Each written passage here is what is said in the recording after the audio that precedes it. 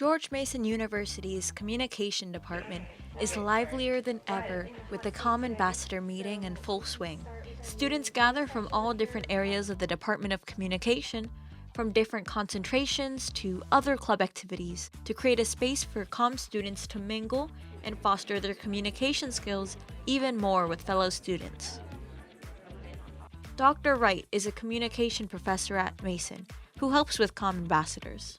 Comm ambassadors serve a significant opportunity for other students on campus, people who might be coming into campus, for example, students from high schools who are coming in, to learn more about what the major and our minors are about through the lens of a student rather than the official academics things that a faculty member might say.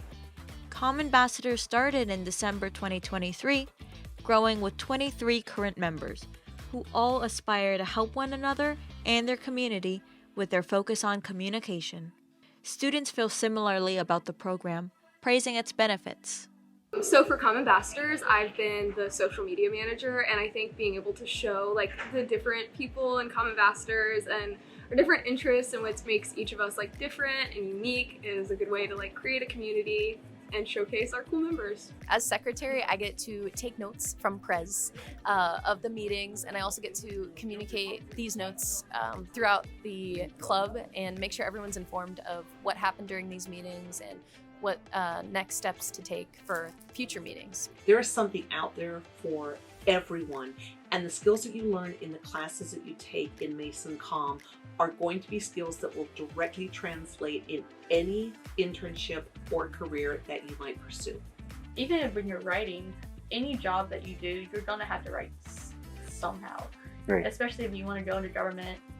I know my mom, she did not study communications, she studied social work, but at the end of the day, she had to write papers just like how I had to write papers in college.